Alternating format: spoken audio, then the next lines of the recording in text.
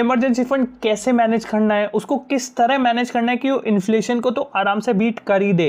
And third, सबसे interesting बात कि कैसे आप क्रेडिट कार्ड के थ्रू एक सेफ इमरजेंसी फंड क्रिएट कर सकते हो। Let's talk about that in this video. Emergency fund is the fund for your emergencies, मतलब आपके साथ या आपकी फैमिली के साथ कुछ भी हो जाए and you need immediate cash, तो आपको उस समय जो कैश की नीड होती है उसको बोलते हैं emergency fund. Now emergency fund को 3 तरीके से मैनेज करा जा सकता है, या तो आप उसे कैश में रख लो, या फिर आप उसे बैंक में रख लो, या फिर उसकी एफडी करा लो। देखो, कुछ पोर्शन सबका होना चाहिए। एफडी इसलिए बोल रहा हूं क्योंकि हम वो वाली एफडीज की बात करेंगे जिससे आपका इमरजेंसी फंड आराम से इन्फ्लेशन से हायर रेट पे रिटर्न देगा एंड वो सेफ भी होगा। तो लेट्स अज्यूम कि आपकी महीने की इनकम है 25,000, उसमें से 15,000 आपकी नीड्स हैं जिनके बिना आप जी नहीं सकते, जिनके बिना आपका खर्चा नहीं चल सकता। बाकी 5,000 मान लो आप इन्वेस्टमेंट करते हो, आपकी वांट्स हैं। तो हम सिर्फ नीड्स पे फोकस करेंगे because emergency fund on an approx level आपके 6 महीने का खर्चा होना चाहिए। आइडियली ये 12 महीने का होना चाहिए, मतलब आपके पास इतना पैसा होना चाहिए कि कुछ भी आपके हो जाए तो आपके एटलीस्ट जो फिक्स कॉस्ट है, रेंट, बिजली, पानी, ये सब निकलते रहें। अगर आपका मेन सोर्स ऑफ इनकम बंद हो जाए तो फिर आपको एटलीस्ट अपनी फंड तो करनी है ना, अपने खर्चे तो चलाने ही है। उसके लिए you need to have at least 6 months का इमरजेंसी फंड या फिर 1 साल का। Now let's quickly talk about कि कितना इमरजेंसी फंड कहाँ पे रखना चाहिए। Ideally it should be 20% cash, 20% bank and 60% FD. अब 20% कैश क्यों? क्योंकि हो सकता है बहुत से लोगों के पास एटीएम नहीं होता, या फिर बहुत से लोगों के लिए इजीली एटीएम एक्सेसिबल नहीं होता। तो 20% of your total emergency fund should be in cash, 20% of it should be in bank. अब बैंक में 2-3% की इंटरेस्ट रेट मिलेगी, कोई बात नहीं, वो 2-3% से सड़ेगा। इन्फ्लेशन अगर 5% पे अज्यूम कर सकते हो तो 2-3% पे वो सड़ेगा। बिकॉज इमरजेंसी फंड का कायदा यही है कि आप उसको ग्रो नहीं करना चाहते, आपकी मुश्किलों के लिए, तो उसको वहां पड़े रहने दो। कोशिश करिए कैश का कंपोनेंट कम हो, बैंक का ज्यादा हो। So let me just show you quickly कि आपको कौन सी एफडीज करनी चाहिए एंड कितनी वो सिक्योर्ड है एंड कैसे आप उसको इन्फ्लेशन से बीट कर सकते हो। So you just have to go to your IND Money app and see what are the FDs that are available there. These FDs are all secured up to 5 lakhs, because जो भी small finance bank की FDs होती है वो सारी secured होती है as per RBI up to 5 lakhs।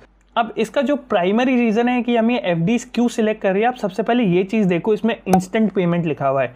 Instant payment का मतलब है कि जब भी आपको पैसों की नीड हो, एकदम से आप क्लिक करो, अब इंस्टेंटली 2 मिनट के अंदर अंदर आपके क्रेडिट आ जाएगा। ये एफडीज मैं इसीलिए रिकमेंड कर रहा हूँ। आप प्लीज एफडी इसलिए मत कराना क्योंकि उसका हायर रिटर्न है, एफडी इसलिए कराओ क्योंकि इसका बेनिफिट है कि इंस्टेंट लिक्विड कैश में कन्वर्ट हो जाएगी एंड आपको कोई भी प्रॉब्लम नहीं आने वाली इमीडिएट कैश की नीड के हिसाब से।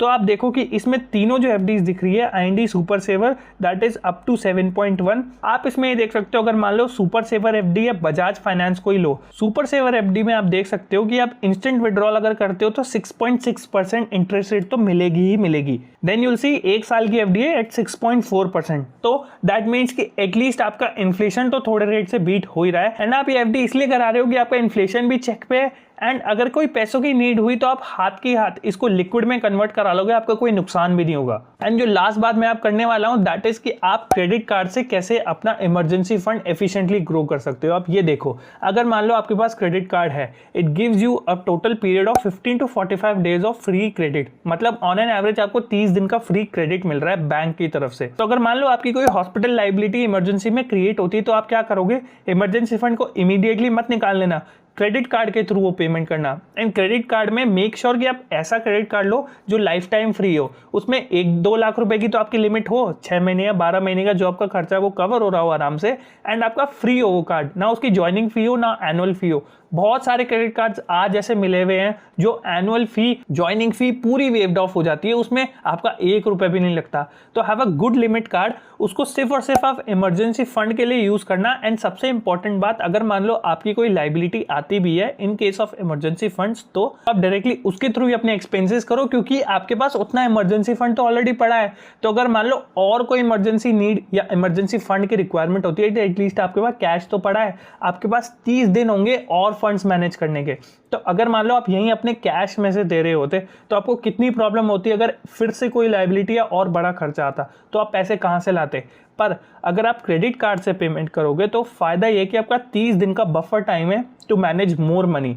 एंड क्योंकि ऑलरेडी आपके पास ये इमरजेंसी फंड एक कोने में रखा हुआ है तो ऐसा तो नहीं है कि आप ओवर स्पेंड कर रहे हो, आप बस 30 दिन बाद वो इमरजेंसी फंड का पैसा जो आपने रखा हुआ था क्रेडिट कार्ड में पेमेंट कर देना, दैट्स इट, आपका कोई भी नुकसान नहीं होगा। सो आई होप कि इन आइडियाज के थ्रू आप समझ गए हो कि कैसे आपका इमरजेंसी फंड क्रिएट करना इंपॉर्टेंट है, कैसे आप क्रिएट कर सकते हो, कैसे आप इन्फ्लेशन से उसको बीट कर सकते हो, एंड कैसे आप क्रेडिट कार्ड के थ्रू एक अच्छा सा इमरजेंसी फंड क्रिएट कर सकते हो. So that's all for the video. Thank you so much for watching it and I will see you in the next one. Bye.